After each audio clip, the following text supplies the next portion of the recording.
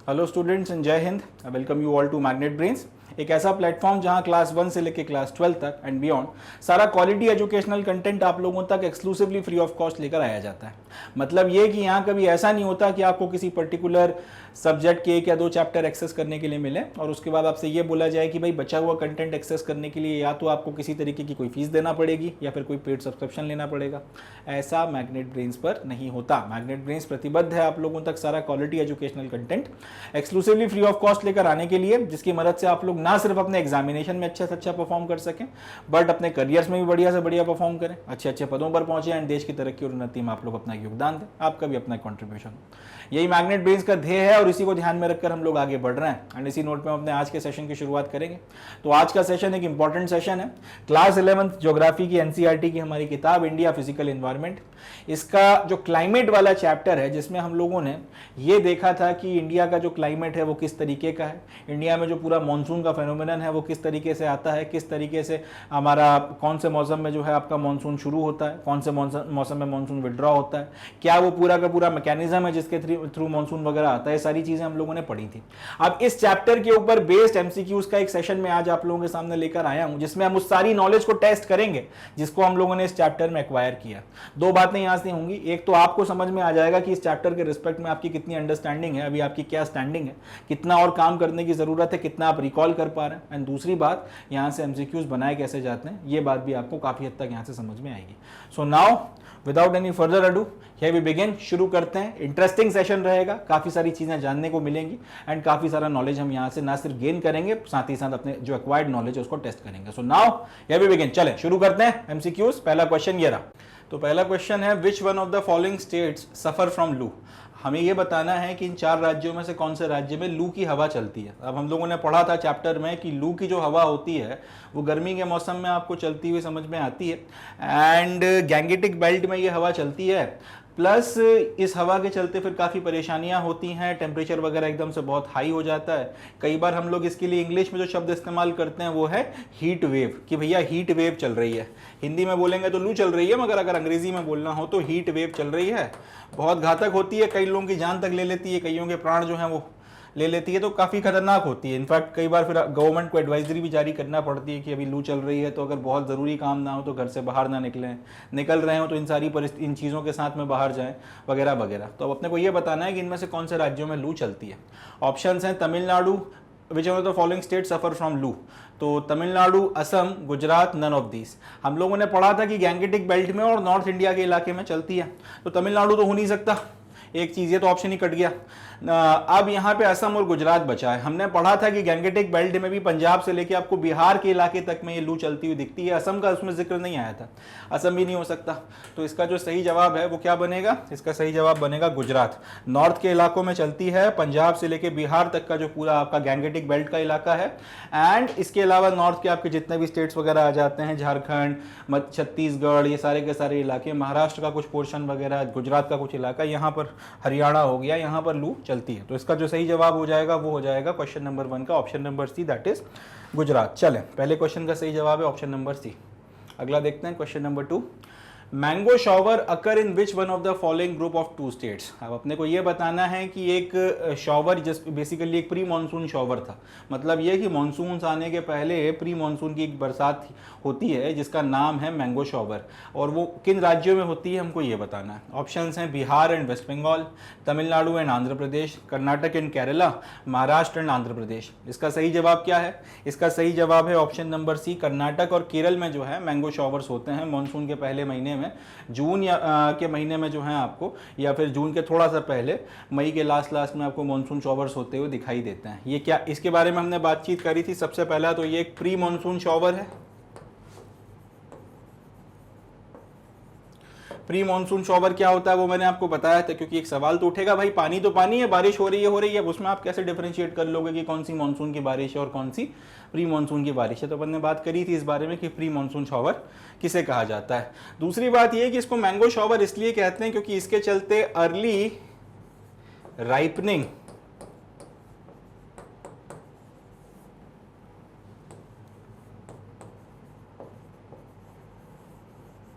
Of mango होती है। यानी कि अगर अगर आपने आम के पेड़ लगा रखे हैं और उसमें आम के जो फूल आ रहे होते हैं, जिसको कई बार हम लोग बोर बोलते हैं हिंदी में कि आम के बोर आ रहे हैं, तो वो फिर जल्दी जो है आपका कैरी बनते हैं, और अगर कैरियां बने हुए हैं तो फिर जल्दी जो है वो पक्का आम बनते हैं। ये जो मैंगो शॉवर्स हैं, इनके चलते आम की अर्ली राइपनिंग होती है, इसी वजह से इनको मैंगो शॉवर नाम दिया जाता है। और प्रोमिनेंटली ये मैंगो शॉवर्स कर्नाटक और केरल के इलाके में प्री मानसून टाइम पीरियड में आपको दिखते हैं, और इसके चलते अर्ली राइपनिंग ऑफ मैंगो होती है। चलो, तो क्वेश्चन नंबर 2 का सही जवाब ऑप्शन नंबर सी है। क्वेश्चन नंबर 3 देखते हैं। Which place in India receives lowest rainfall. अब हमको ये बताना है कि हिंदुस्तान की सबसे कम बारिश जो है इनमें से किस जगह पर होती है। ऑप्शंस हमको दिए हुए हैं लेह, जैसलमेर, बीकानेर, जोधपुर। अब अगर आपको इसका जवाब, एक तो यह है कि आपको इसका जवाब पता होगा तो आप इसका जवाब दे सकते हैं। दूसरा, अगर इसका जवाब आपको नहीं पता है तो भी आप एक लॉजिकल कंक्लूजन तक पहुंच सकते हैं, एक लॉजिकल गैस आप लगा सकते हैं। वो इस तरीके से कि हमने पढ़ा था कि मानसून सबसे पहले कहां हिट करता है, मानसून सबसे पहले हिट करता है केरल में। ऑब्वियस सी बात है, अच्छी खासी बारिश केरल में कराते हुए फिर आगे बढ़ता होगा। अब उसके बाद हमने ये देखा था कि कोस्टल इलाके से जैसे जैसे जैसे जैसे हम लोग ऊपर की तरफ में उठना शुरू करते हैं, साउथ से लेकर नॉर्थ की तरफ में, बारिश कम होती चली जाती है। और मैं नॉर्थ ईस्ट की बात नहीं कर रहा हूं, मैं मेन लैंड इंडिया की बात कर रहा हूं। अगर आप सीधे सीधे लाइन खींचें केरल से या कन्याकुमारी से ऊपर की तरफ में एकदम परपेंडिकुलर लाइन ड्रॉ करें, हमने ये देखा था कि मानसून जैसे जैसे जैसे जैसे केरल से ऊपर की तरफ में उठना शुरू होता है, उसकी वो जो बारिश वगैरह जहां पे भी वो करवा रहा है उसमें कमी आती चली जाती है। वजह क्या है? मानसून की बारिश होती है क्योंकि जो मानसून की हवाएं हैं वो अरेबियन सी, इंडियन ओशियन, इन सब से अपने साथ में काफ़ी सारी नमी लेकर आती हैं और इस नमी को बरसाते हुए आगे बढ़ती हैं। अब जैसे जैसे जैसे जैसे ये हवाएं ऊपर की तरफ में बढ़ रही हैं, वैसे वैसे इनकी नमी कम होती चली जाएगी, क्योंकि ये जो काफ़ी सारी जो है बारिशें कराती हुई आ रही हैं। मतलब यह है कहने का कि ऊपर के इलाकों में जितना आप नॉर्थ में जाओगे बारिश उतनी कम होगी। अब इस लॉजिक के बेसिस पे अगर आपको सवाल का जवाब नहीं पता है तो एक कैलकुलेटिव गेस लगाने की कोशिश करिए कि इनमें से कौन सी जगह पे लोएस्ट रेनफॉल हो सकती है। लेह पड़ता है, लेह लद्दाख में, जैसलमेर, बीकानेर और जोधपुर तीनों राजस्थान में है। और लेह जो है वो ज़्यादा नॉर्दर्न मोस्ट है, या फिर हम यूं बोल सकते हैं कि तट से सबसे ज़्यादा दूर है। तो हो ना हो यार, सबसे कम बारिश जो है वो लेह के इलाके में ही होती होगी। इस हिसाब से सही जवाब आपका लेह होना चाहिए, और सही जवाब बेसिकली लेह ही है। लेह लद्दाख का लेह जो है वही इसका सही जवाब है। एक तो यह है कि आपको पहले से पता हो कि भाई सबसे कम बारिश यही होती है तो आप लगा सकते हो। दूसरा ये कि अगर आपको पता नहीं है तो फिर उस केस में आप इस तरीके से एक इंटेलेक्चुअल गैसिंग कर भी कई बार सही जवाब तक पहुंच सकते हो, थोड़ा कॉमन सेंस के साथ में अगर आप खेलो तो।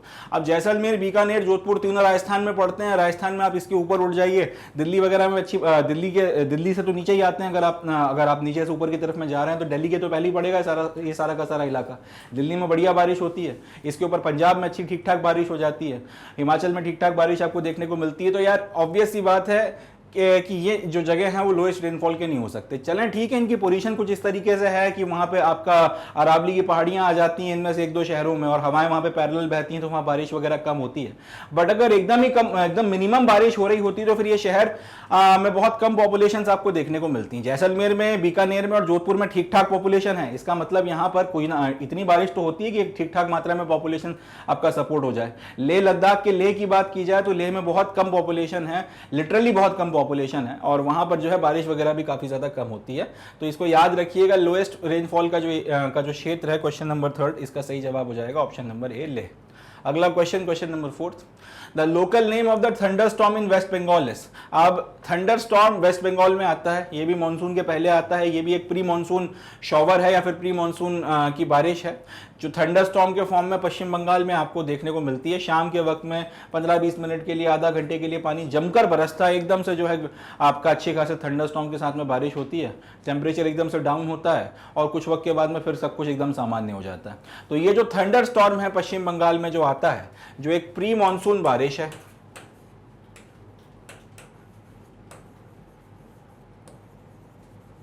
एक तो प्री मानसून बारिश है पश्चिम बंगाल में आपको देखने के लिए मिलता है, और वही बात जो मैंगो शॉवर मैंगोज के केस में करते हैं वही फायदा आपको यहाँ पे देखने को मिलता है कि इसके चलते एक तो आपका जो जूट है उसकी, दूसरा चावल, और अगर यहाँ पे आप शुगर केन वगैरह भी लगा रहे हैं तो उसके फसल में ये काफ़ी ज़्यादा फायदा देती है। कॉटन वगैरह का अगर फसल लगाते हो तो उसमें काफ़ी ज़्यादा फायदा होता है। तो ये भी प्री मानसून की बारिश है, और पश्चिम बंगाल में इसको किस नाम से जाना जाता है हमको ये बताना है। ऑप्शन हैं जेट स्ट्रीम, मौसम, काल बैशाखी या फिर लू। तो इसका जो सही जवाब है वो होगा ऑप्शन नंबर सी, काल बैशाखी। 2 मिनट के लिए अगर हम लोग ये मान लेते हैं कि चले आपको इसका जवाब नहीं पता, अब फिर इंटेलेक्चुअल गैसिंग करनी है तो कैसे करोगे? जेट स्ट्रीम के बारे में अगर आपने बेसिक डेफिनेशन भी पढ़ी हो तो अपने को ये पता है कि जेट स्ट्रीम जो है बहुत तेज वेलोसिटी के साथ चलने वाली आपकी हवाएं होती हैं, और ये आपका ट्रोपोस्फियर के अपर पार्ट में, जिसको ट्रोपोपॉज बोला जाता है, वहां पर चलती हैं। और इनका हालांकि मॉनसून की विंड्स को लाने में बहुत बड़ा योगदान है, मगर या फिर मॉनसून के पूरे फेनोमेनन में इनका एक बड़ा योगदान है, बट एज सच ये खुद बारिश वगैरह करा रही हूं ऐसा नहीं होता। ये खुद अपने साथ में पानी लेकर आती हूं, रोडेल देती हूं, कहीं पे ऐसा नहीं होता। मौसम शब्द मैंने खुद पहली बार सुना है तो उसके बारे में मैं कुछ कह नहीं सकता।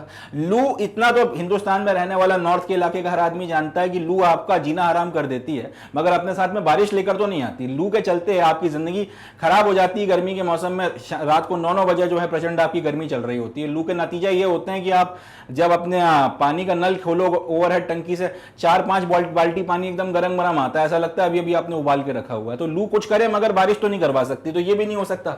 अब आपके पास में 2 ऑप्शंस बचे, एक काल बैशाखी बचा और एक मौसम बचा। अब जैसे कि मैं खुद बोल रहा हूं कि मौसम शब्द मैंने पहली बार सुना है। अब अगर मुझे दोनों में से कोई एक गैसिंग करनी हो तो काल बैशाखी थोड़ा सा एक बोलते वक्त में एक बांग्ला का टच आ रहा है, तो होना हो यार यही हो सकता है। इस तरीके से आप एक इंटेलेक्चुअल गैसिंग कर सकते हो। हालांकि ये तरीका आपने तब लगाना है जब कुछ नहीं बन रहा हो, मगर फिर भी एक तरीका है जिसकी मदद से आप थोड़ा बहुत अगर बेसिक नॉलेज है उसका अगर इस्तेमाल करो तो कई बार एमसीक्यू सॉल्व हो जाते हैं।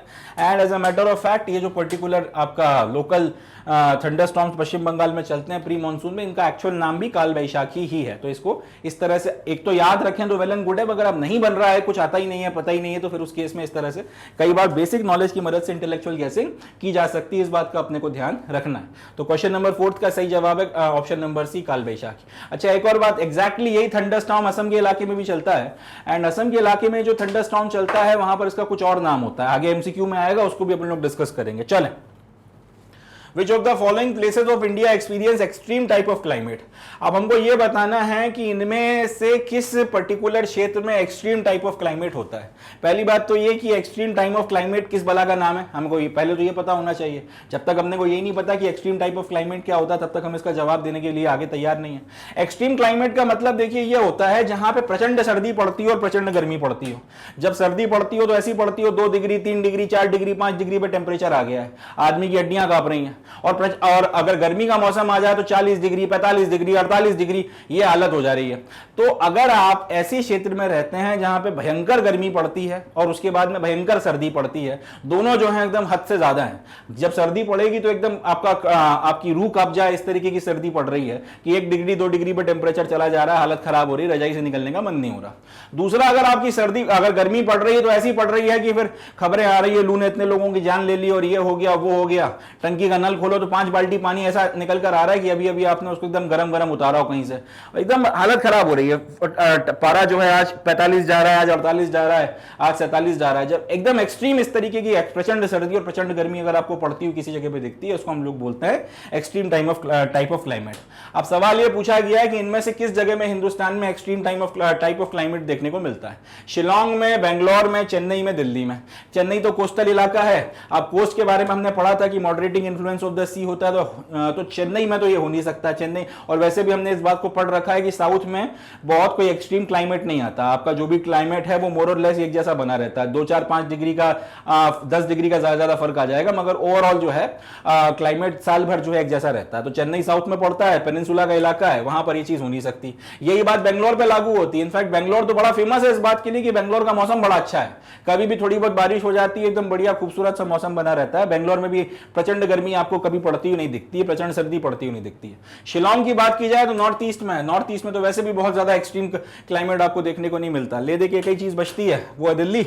और दिल्ली क्योंकि आपका कॉन्टिनेंट के काफी अंदर के इलाके में है, गैंगेटिक प्लेन वगैरह के इलाके में या क्षेत्र में आती है, और यहां पर जो है आपका मॉडरेटिंग इन्फ्लुएंस वगैरह जो है वो भी नहीं हो सकता सी का। तो यहां पर अगर गर्मी पड़ेगी तो वो भी खतरनाक ही होगी, और सर्दी पड़ेगी तो वो भी खतरनाक होगी। इनफैक्ट दिल्ली का जो स्ट्रीट फूड है, जो पूरा आपका पंजाबी टच है स्ट्रीट फूड में, पार्टीशन के बाद में जो लोग आए और उसके बाद में एक इस तरह से आप कह सकते हो लाहौर और बाकी जगहों से जो लोग आए, तो एक तरीके से पंजाबियत भी उनके साथ में आई थी।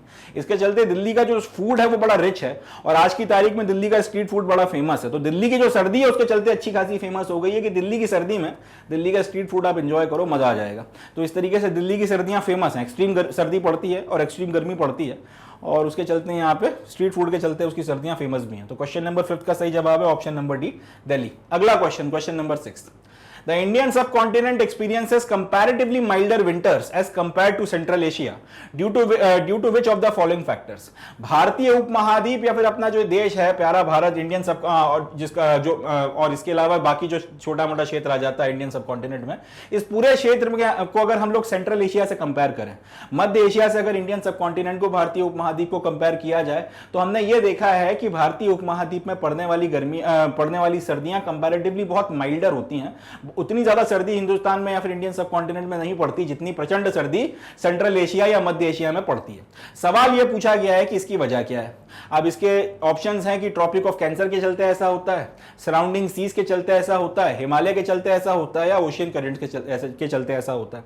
लेक्चर में अपन लोगों ने इसको डिटेल में डिस्कस किया था कि हिमालय जो है एक चट्टान या फिर एक पहाड़ की तरह खड़ा हुआ है भारतीय उपमहाद्वीप और सेंट्रल एशिया के बीच में। इसके चलते होता यह है कि आर्कटिक से जो ठंडी हवाएं शुरू होती हैं, जिन्होंने पूरे सेंट्रल एशिया को जमा दिया है, या फिर जिसके चलते सेंट्रल एशिया में जो बहुत भयंकर सर्दी आपको देखने को मिलती है, वो सारी की सारी सर्द हवाएं हिमालय रोक लेता है। इससे होता यह है कि हिमालय में तो खूब जमकर बर्फबारी होती है और सारी चीजें हैं, मगर यहां पर जो आपका नीचे का इंडियन सबकॉन्टिनेंट का इलाका है, ये आर्कटिक से चलने वाली उन प्रचंड सर्द हवाओं से बच जाता है, और उसके चलते हमारी जो सर्दी है या फिर हमारे यहां जो सर्दी पड़ती है कंपैरेटिवली सेंट्रल एशिया में पड़ने वाली सर्दी से कम होती है, या उतनी कठोर सर्दी नहीं पड़ती, थोड़ी कमजोर पड़ती है। अब कई लोग ये बोल देंगे कि साहब अपना टेम्परेचर भी कई जगहों पे 1 डिग्री 2 डिग्री चला जाता है, फिर आप ये कैसे कह सकते हो कि सेंट्रल एशिया की अपेक्षा अपने यहाँ कम सर्दी पड़ती है? जवाब यह है कि जब आपके यहाँ 1 डिग्री और 2 डिग्री टेम्परेचर जा रहा होता है और आप ये बोल रहे होते हो कि हाय हाय जान निकल रही है, उस वक्त सेंट्रल एशिया में -10, -20, -25, -30 चल रहा होता है। तो अब ऑब्वियस ही बात है 1 डिग्री या 2 डिग्री या 4 डिग्री या 5 डिग्री की सर्दी और -25, -30 डिग्री की सर्दी में बहुत ज्यादा फर्क है। अब ये जो फर्क है, इस फर्क की वजह हिमालय है, और ये अपन लोगों ने बहुत अच्छे से डील किया हुआ था कि ये अगर इंडियन सब कॉन्टिनेंट है तो ये ऊपर की तरफ में हिमालय है और उसके ऊपर सेंट्रल एशिया। इनफैक्ट हिमालय ना होता तो हमारा जो पूरा कल्चर है आज जिस तरीके का डेवलप हुआ है वो ऐसा ना होता, हमारी रंगत ऐसी ना होती जैसी है। ये सारी चीजें होने के पीछे हिमालय का एक बहुत बड़ा योगदान है। देखिए अगर हिमालय ना होता तो होता कि आर्कटिक की हवाएं आती और कुछ नहीं तो कम से कम आपका महाराष्ट्र का जो अपर इलाका है या फिर मध्य प्रदेश का जो ठीक ठाक इलाका है वहां तक आपको जमा देती। इसका नतीजा ये होता कि हमारा कल्चर थोड़ा अलग होता, हम थोड़ा और ज्यादा खतरनाक किस्म के मोटे मोटे ऊनी कपड़े पहनते। हो सकता है उदबिलाव की जो खाल पहनी जाती है वो सारी पहनना शुरू कर देते जैसे सेंट्रल एशिया वगैरह में लोग पहनते हैं।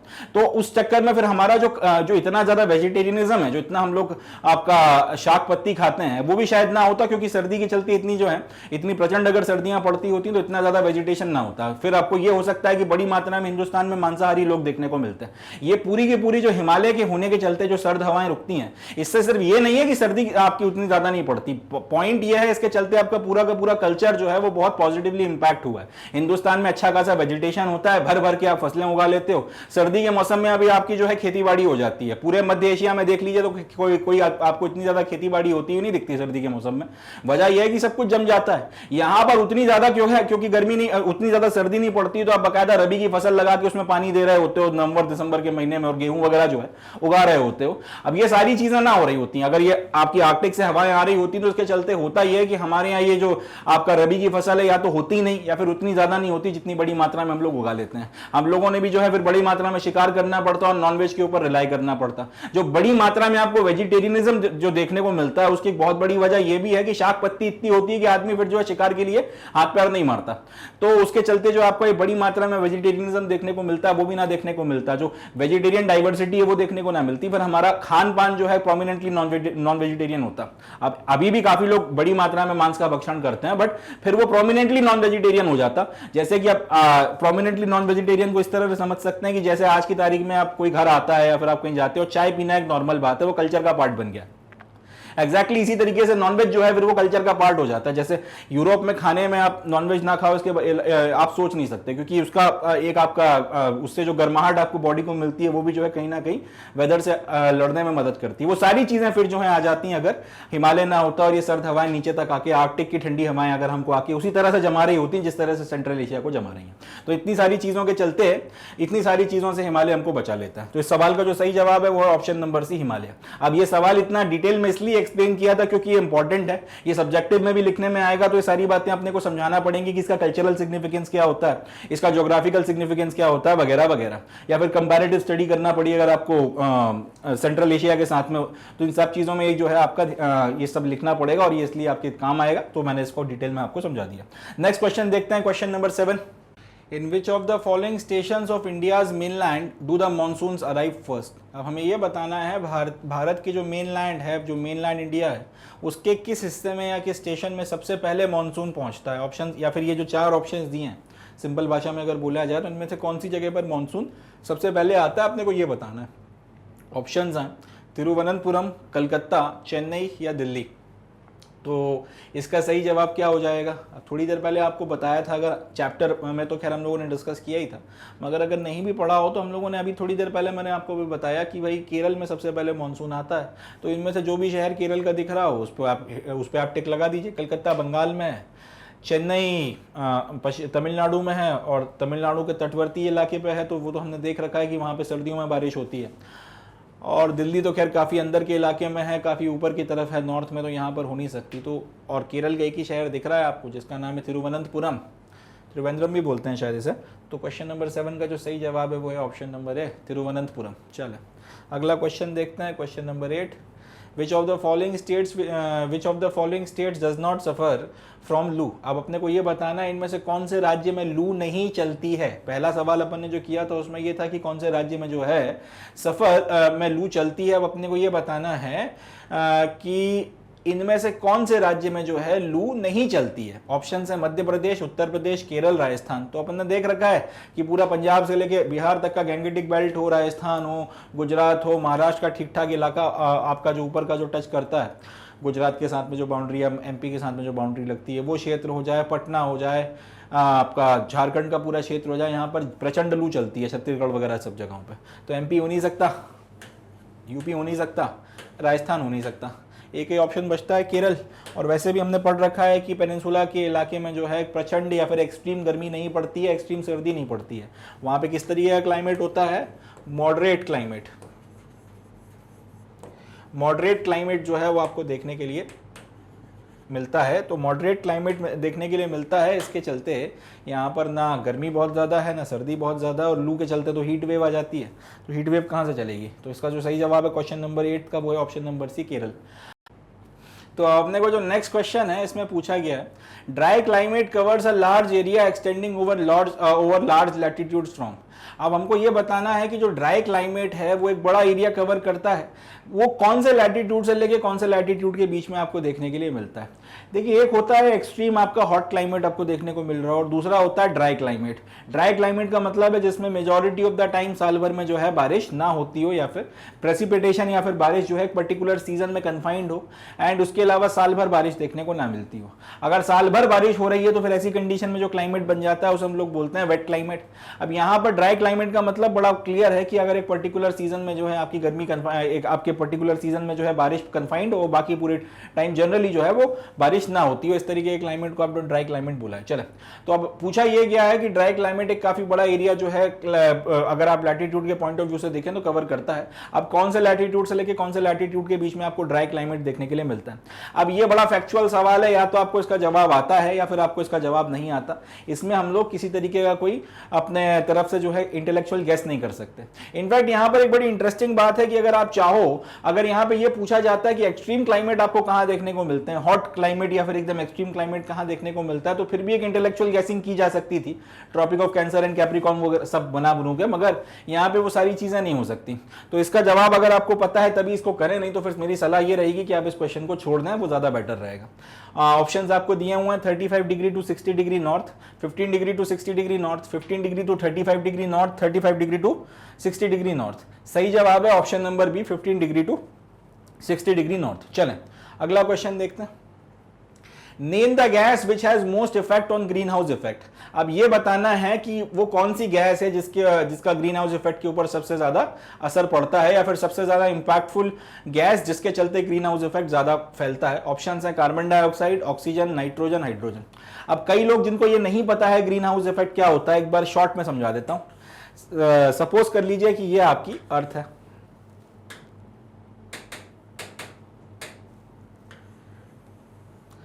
अब सूरज से जो भी किरणें आती हैं वो शॉर्ट वेव के फॉर्म में आती हैं।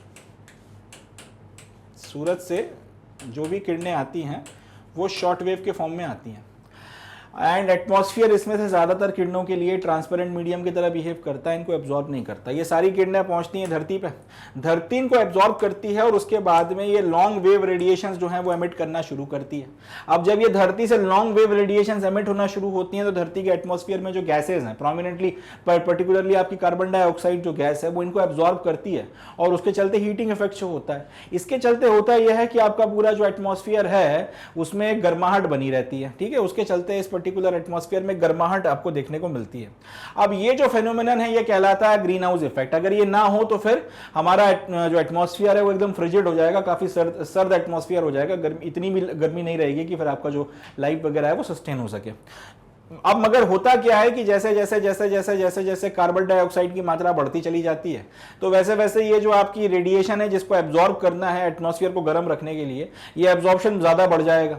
अब अगर ये एब्जॉर्प्शन बढ़ जाएगा तो उसके चलते होगा ये कि आपके पूरा जो अर्थ है उसका एवरेज टेम्परेचर बढ़ने लगेगा और ये फेनोमेनन ग्लोबल वार्मिंग कहलाता है। और ये जो ज़्यादा आपका हीटिंग वगैरह, ये जो ज़्यादा कम हीटिंग जो भी हो रही है, ये पूरा का पूरा फेनोमेनन आपका ग्रीन हाउस इफेक्ट कहलाता है। तो सवाल ये पूछा गया है कि इनमें से कौन सी गैस जो है उसका सबसे ज़्यादा असर आपको ग्रीन हाउस इफेक्ट के ऊपर देखने को मिलता है। तो एक तो आप एक गांठ बांध लीजिए कि कार्बन डाइऑक्साइड जो है वो तो होती है, इसके अलावा कार्बन की जो दूसरी गैसेस हैं, कार्बन मोनोऑक्साइड वगैरह होती है, उनका भी काफी इंपैक्ट इसके ऊपर देखने को मिलता है। तो carbon dioxide, oxygen, nitrogen, hydrogen, सही जवाब है ऑप्शन नंबर है कार्बन डाइऑक्साइड ऑक्साइड। नाइट्रोजन वगैरह की जो NOx होती है ये भी काफी ज्यादा असर डालती है, बट कार्बन जो है वो सबसे ज्यादा पोटेंट है। तो सही जवाब है क्वेश्चन नंबर 10 का ऑप्शन नंबर है। अगला क्वेश्चन देखते हैं, question number 11। The retreating monsoon season starts from, जो रिट्रीटिंग मॉनसून सीजन है वो कब शुरू होता है, या फिर यूं बोलूं कि मॉनसून जो है वो लौटना कब शुरू करता है, मॉनसून का जो विंड्स का डायरेक्शन रिवर्स करता है, जब आपका मॉनसून की हवाएं जो हैं वो जमीन से वापस ओशियन की तरफ में या सी की तरफ चलना शुरू करती हैं, वो सीजन कब आता है अब हमको ये बताना है। ऑप्शन है October and November, June to September, March to May, December to February. इसका सही जवाब हो जाएगा अक्टूबर नवंबर के महीने में जो है मॉनसून रिट्रीट करना शुरू कर देता है। धीरे धीरे धीरे धीरे मॉनसून का जो विंड का डायरेक्शन है वो चेंज होने लगता है। अक्टूबर में एकदम से आपको हीट समझ में आती है, अक्टूबर हीट, या फिर कई बार उसको अक्टूबर रश भी बोलते हैं। एंड देन उसके बाद में फिर एकदम से टेम्परेचर डाउन होने लगता है और विंड्स का डायरेक्शन रिवर्स होता है एंड फाइनली अक्टूबर नवंबर के महीने में ये अपना डायरेक्शन चेंज कर लेता है। चले अगला क्वेश्चन देखते हैं, question number 12। The peninsular part of India experiences peak summers earlier than northern India because peninsula का जो इंडिया का पार्ट है वहां पर जो भी गर्मी पड़नी है, एक तो वहां पे उतनी प्रचंड गर्मी पड़नी नहीं है जितना नॉर्थ में पड़ेगी, मगर फिर भी वहां पर जो मैक्सिमम गर्मी पड़ सकती है वो नॉर्थ के इलाकों से पहले पड़ती है। नॉर्थ के इलाकों में उतनी एक्सट्रीम गर्मी बाद में आती है, पेनिनसुलर इंडिया में जो भी उनकी एक्सट्रीम गर्मी है वो पहले पड़ जाती है। सवाल ये उठता है कि पेनिनसुलर पार्ट ऑफ इंडिया जो है वो peak summers northern part of India से, या यूं बोलूं कि साउथ का जो इलाका है वो नॉर्थ के इलाके से पहले जो है पीक समर्स को एक्सपीरियंस करता है। ऑप्शंस हैं, there is less rainfall in the peninsula during that time, उस वक्त में पेनिनसुला में कम बारिश हो रही होती है। तो इस दूसरा है cold waves from central Asia sweeps through the northern plains during this time. तीसरा due to northward movement of the sun the global heat belt shift northward. And चौथा है cloud do not form in those months. तो देखिए पहला option, there is less rainfall in the peninsula during that time, उस वक्त तो north के इलाके में भी बारिश नहीं हो रही होती है और साउथ के इलाके में भी बारिश नहीं हो रही होती, तो ये पॉइंट तो सही नहीं है। दूसरा cold waves from central Asia sweeps through the northern plains during this time, ये हो ही नहीं सकता क्योंकि बीच में हिमालय खड़ा हुआ है। लास्ट वाला ऑप्शन की clouds do not form in this month, ये लॉजिकल, इसका कोई सेंस नहीं बनता। ये वाला ऑप्शन देखिए, due to northward movement of the sun the global heat belt shift northwards. हमने पढ़ा था कि इंटरट्रॉपिकल कन्वर्जेंस जोन जो है, जो आपका हीट का बेल्ट है, या फिर यूं बोलूं कि वो पर्टिकुलर बेल्ट है जहां पे आपकी ट्रेड विंड्स कन्वर्ज करती हैं, वो जैसे जैसे जैसे जैसे ऊपर की तरफ में शिफ्ट होने लगता है वैसे वैसे जो है आपके मॉनसून वगैरह का पूरा फेनोमेनन ट्रिगर होता है। कहीं ना कहीं मॉनसून के फेनोमेनन की ट्रिगरिंग में इंटरट्रॉपिकल कन्वर्जेंस जोन का एक बहुत बड़ा योगदान होता है।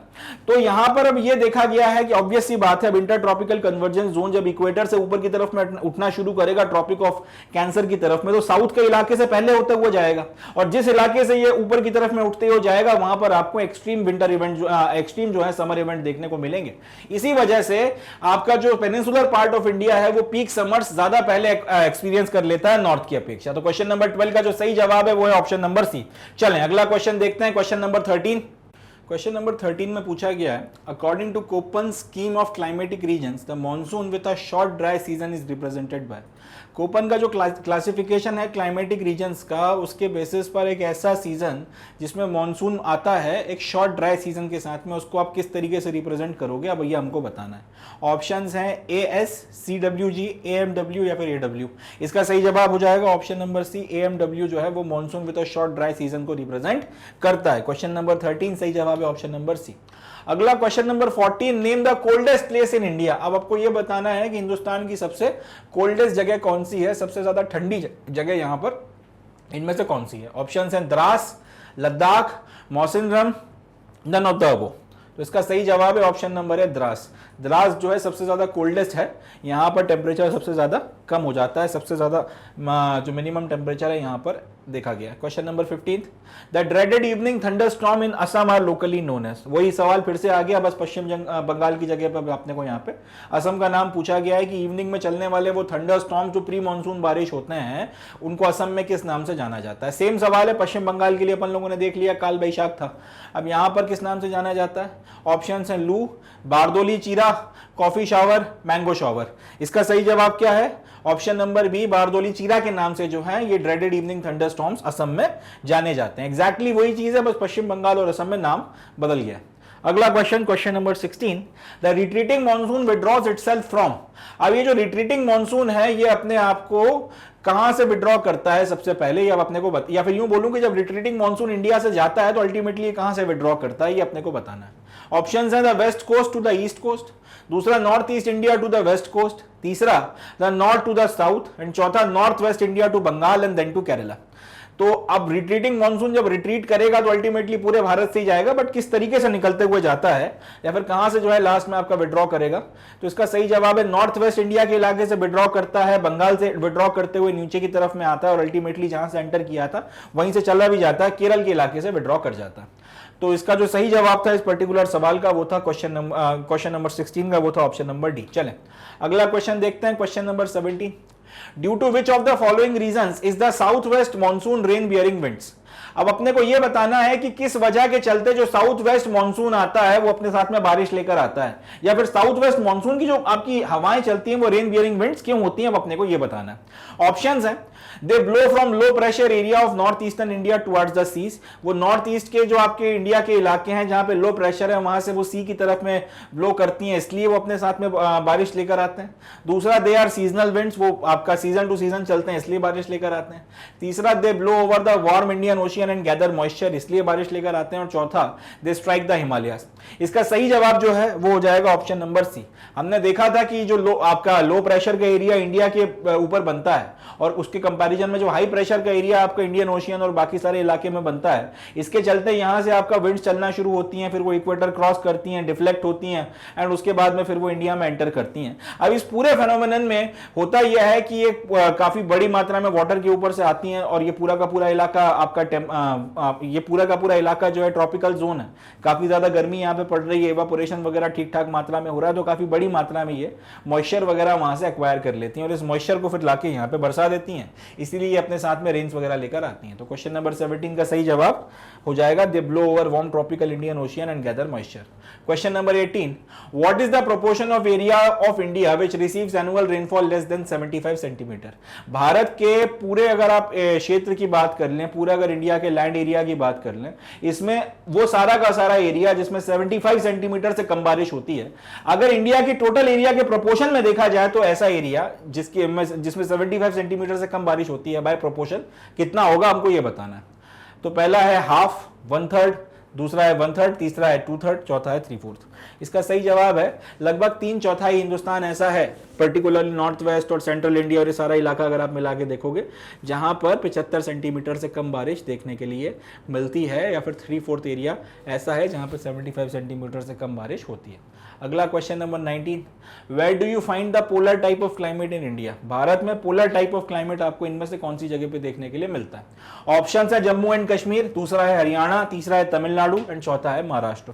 आसान है, पोलर टाइप ऑफ क्लाइमेट का मतलब क्या, सर्दी होती हो, बर्फ पड़ती हो, खूब बर्फबारी होती हो। एक ही जगह ऐसी है जहां पे ऐसा होता है, जम्मू एंड कश्मीर। मतलब होती हिमाचल में भी अच्छी खासी बारिश, मगर ओवरऑल उतना टेम्परेचर वगैरह जो है जितना यहां पर आपको कम देखने को मिलता है उस तरीके की कहानी कहीं और नहीं होती। तो क्वेश्चन नंबर 19 का सही जवाब है ऑप्शन नंबर है Jammu and Kashmir. Question number 20, rainfall in India is not associated with, मतलब यह कि हिंदुस्तान में जो बारिश होती है वो इनमें से किस पर्टिकुलर फेनोमेनन के कारण नहीं होती। अब अपन ने पढ़ रखा है कि बारिश भी जो है वो कई सारे फेनोमेनन के थ्रू होती है, कई सारे आपके फेनोमेनन होते हैं, किस जगह पे कौन सा फेनोमेनन ट्रिगर कर जाए आप कह नहीं सकते, उसके बेसिस पे फिर वहां पे बारिश होगी। तो यहां पे अब ये पूछा गया है कि इंडिया के रिस्पेक्ट में इनमें से कौन से फेनोमेनन के तहत बारिश नहीं होती। ऑप्शंस हैं ओरोग्राफी, कन्वेक्शन, साइक्लोन्स, एंटी साइक्लोन्स। तो ओरोग्राफिक रेनफॉल तो होता है, कन्वेक्शनल रेनफॉल भी होता है, साइक्लोन्स भी अपने यहाँ बारिश करवाते हैं, एंटी साइक्लोन के थ्रू बारिश अपने यहाँ नहीं होती है। एंटी साइक्लोनिक रेनफॉल हमारे देश में नहीं देखा गया। इनफैक्ट एंटी साइक्लोन्स के तहत बारिश बहुत आप कह सकते हैं बूंदाबांदी कहीं पर हो जाए तो हो जाए, एंटी साइक्लोन्स के चलते प्लीजिंग एटमॉस्फेयर आता है, बारिश जनरली नहीं होती है। तो क्वेश्चन नंबर 20 का जो सही जवाब है वो हो जाएगा option number D, anti cyclones. अगला क्वेश्चन देखते हैं, question number 21, the classification of world climate which emphasizes the causes or origins of their formation based on weather conditions। अब हमको वर्ल्ड क्लाइमेट का क्लासिफिकेशन करना है जिसमें एम्फेसिस जो है कॉज या ओरिजिन के ऊपर दिया गया है on the formation of weather conditions. तो इस तरीके का जो क्लासिफिकेशन होता है जिसमें वेदर कंडीशन के फॉर्मेशन के पीछे के जो कॉज या ओरिजिन्स हैं उनको स्टडी किया जाता है या उस पर एम्फेसिस दिया जाता है, इस तरीके के वेदर क्लासिफिकेशन को क्या बोला जाता है वर्ल्ड क्लाइमेट में। अब हमको ये बताना है। ऑप्शन है एम्पेरिकल क्लासिफिकेशन, दूसरा है जेनेटिक क्लासिफिकेशन, तीसरा है नन ऑफ दीस एंड चौथा है बोथ ए एंड बी। तो इसका जो सही जवाब है वो हो जाएगा option number B. Genetic classification की कैटेगरी में इसको रखा जाता है जब हम लोग कॉजेज या फिर ओरिजिन जो होते हैं वेदर कंडीशन के फॉर्मेशन के उनको स्टडी करते हैं। अगला आता है question number 22, what type of winds are monsoons. अब अपने को ये बताना है कि मॉनसून्स जो है वो किस तरीके की विंड्स हैं। ऑप्शन है सीजनल विंड्स हैं, वेस्टर्न विंड्स हैं, नॉर्दर्न विंड्स हैं या फिर नन ऑफ द अबव। इसका सही जवाब है ऑप्शन नंबर है मॉनसून सीजनल विंड्स हैं। सीजनल रिवर्सल आपको इन विंड्स में देखने को मिलता है, सीजन टू सीजन ये बहती है ना। तो इसका सही जवाब हो जाएगा क्वेश्चन नंबर 22, ऑप्शन नंबर है सीजनल विंड्स। अगला आता है question number 23, the concept of heating of the atmosphere indirectly from earth surface is known as. अब अर्थ की जो सरफेस है उसकी मदद से ये जो इनडायरेक्ट हीटिंग होती है अर्थ की, इस पूरे के पूरे कंसेप्ट को क्या बोला जाता है। थोड़ी देर पहले मैंने आपको एक्सप्लेन किया था, तो इसका सही जवाब आपसे बनना चाहिए। ऑप्शन है green house effect, global warming, ice coring programme, none of these. तो इसका सही जवाब हो जाएगा option number A green house effect. Question number 23 का सही जवाब option number A. Question number 24, name the rainiest place in India. सबसे ज्यादा बारिश हिंदुस्तान में इनमें से कहां पर होती है। ऑप्शन हैं Dras, Ladakh, Mawsynram, none of the above. तो सही जवाब हो जाएगा ऑप्शन नंबर सी, मौसिनराम जो है यहां पर सबसे ज्यादा बारिश होती है। इसके पहले चेरापूंजी हुआ करता था, फिर वक्त के साथ में वहां पर जितनी बारिश होती है उसकी अपेक्षा यहां पर ज्यादा बारिश होने लगी, तो सबसे ज्यादा बारिश वाली जगह ये बन गई। Last question, the high velocity winds blowing in the upper troposphere are termed as. थोड़ी देर पहले इसके बारे में भी बात की थी। ट्रोपोस्फियर का जो ऊपर का पोर्शन है जिसको अपर ट्रोपोस्फियर बोल लेते हैं या फिर ट्रोपोपॉज बोल लेते हैं, यहां पर जो हाई वेलोसिटी के साथ में चलने वाली हवाएं हैं इनको किस नाम से जाना जाता है। ऑप्शंस हैं जेट स्ट्रीम, मॉनसून, लू, नन ऑफ द अबव। सही जवाब है ऑप्शन नंबर ए जेट स्ट्रीम। तो इसी के साथ में ये जो जेट स्ट्रीम वगैरह जो है ये आपको कहां पे देखने को मिलती है, ट्रोपोस्फियर के ऊपर जो ट्रोपोपॉज का इलाका है उसमें चलती हुई समझ में आती हैं। एंड इनके बारे में ये माना जाता है कि मॉनसून जो है, मॉनसून लाने में इनका एक बहुत बड़ा योगदान है। मॉनसून का पूरा फेनोमेनन जो इंडियन सब कॉन्टिनेंट में चलता है उसको ट्रिगर करने में इनकी एक बड़ी योगदान, इनका एक बड़ा योगदान माना गया है। तो इसका जो सही जवाब हो जाएगा वो हो जाएगा ऑप्शन नंबर ए जेट स्ट्रीम। क्वेश्चन नंबर 25 सही जवाब है ऑप्शन नंबर ए जेट स्ट्रीम। तो इसी के साथ में अपना आज का जो सेशन है एमसीक्यूज का ये खत्म होता है। सारे अपने एमसीक्यूज वगैरह यहाँ पर समाप्त होते हैं एंड हम लोग सेशन को यहीं पे इसके साथ में एंड करेंगे। एंड करने के पहले बस एक बात आपको बताना चाहूंगा कि मैग्नेट ब्रेन्स पर जो ये सारा क्वालिटी एजुकेशनल कंटेंट है जो आपको एक्सक्लूसिवली फ्री ऑफ कॉस्ट मिलता है, ये सारा का सारा कंटेंट आप अपने मोबाइल फोन पर, आप अपने टैबलेट पर और आप अपने पीसी पर देख सकते हैं। सब कुछ एक्सक्लूसिवली फ्री ऑफ कॉस्ट है। यहाँ पर आप इस सारे के सारे कंटेंट को एक्सेस कर सकते हैं। प्लस आपको अगर नोट्स की ज़रूरत पड़ेगी हमारा कंटेंट वगैरह देखने के बाद रिवीजन वगैरह करने के लिए, तो वो नोट्स भी आपको बुक्स और ई बुक्स के फॉर्म में अवेलेबल करवाए जाते हैं। यहाँ इनके भी लिंक डिस्क्रिप्शन में डले हुए हैं, आप इनको यहाँ से भी देख सकते हैं। आप चाहें तो यूट्यूब चैनल की मदद से सारा कंटेंट एक्सेस कर सकते हैं, या फिर आप चाहें तो मैग्नेट ब्रेन्स का ऐप डाउनलोड कर सकते हैं, या फिर आप चाहें तो मैग्नेट ब्रेन्स की वेबसाइट पर जाकर वहाँ से भी जो है सारे के सारे कंटेंट को एक्सेस कर सकते हैं। तो जितना हो सके इस पर्टिकुलर वेंचर का इस्तेमाल करें अपने एडवांटेज में, जितना हो सके इसकी मदद से फ़ायदा उठाएं, जितना हो सके अपने एग्जामिनेशन की प्रिपरेशन को इन्हांस करें, अच्छे से अच्छा करते चले जाएं, सफलता और तरक्की के रास्ते पर आगे बढ़ते चले जाएं एंड जुड़े रहें मैग्नेट ब्रेन्स के साथ। और इस नोट पे I would be calling it the day and concluding the session. मिलते हैं नेक्स्ट सेशन में, जिसमें हम लोग इसके बाद वाले चैप्टर के MCQs वगैरह को डिस्कस करेंगे। तब तक के लिए थैंक यू, जय हिंद।